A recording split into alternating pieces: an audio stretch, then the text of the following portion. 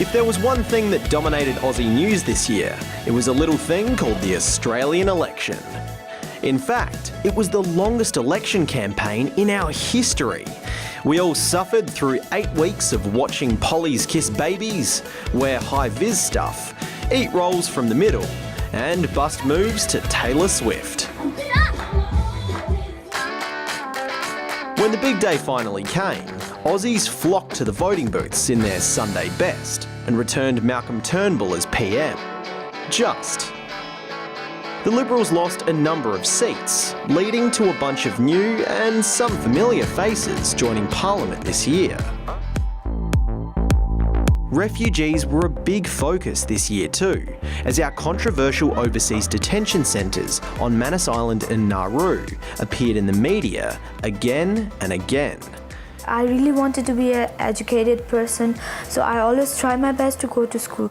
The US has now agreed to help some of those refugees to find new homes, while the Australian government has announced it will take in an extra 5,000 refugees each year, mostly from Central America. Another hotly debated issue this year was the same-sex marriage plebiscite.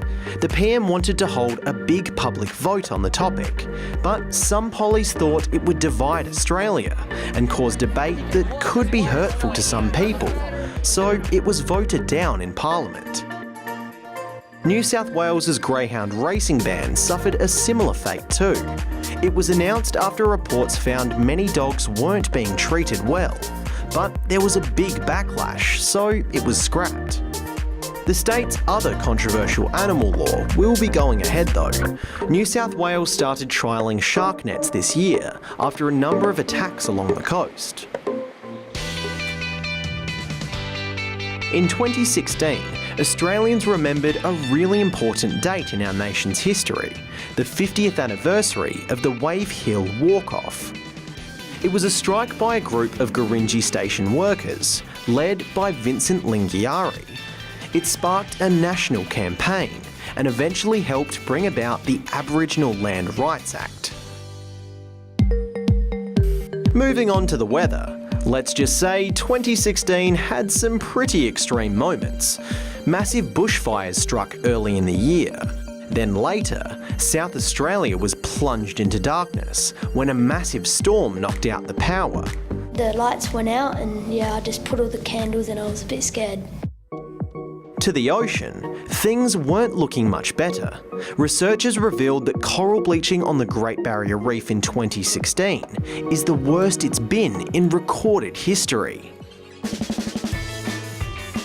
Back on land, Australia's biggest survey, the census, provided plenty of frustration and laughs this year. More Aussies than ever before jumped online to complete it, or at least they tried to. Unfortunately, the website for the nation's most expensive survey crashed spectacularly. But far more successful than the census site this year were some of Australia's underdog sporting teams. The Western Bulldogs won their first AFL premiership in 62 years. In the NRL, Cronulla were crowned champs for the first time ever. And in the A-League, Adelaide United completed one of the biggest comebacks in Aussie sporting history, coming from the bottom of the table to the top and winning the grand final. An amazing result to wrap up an amazing year of highs and lows in Australia.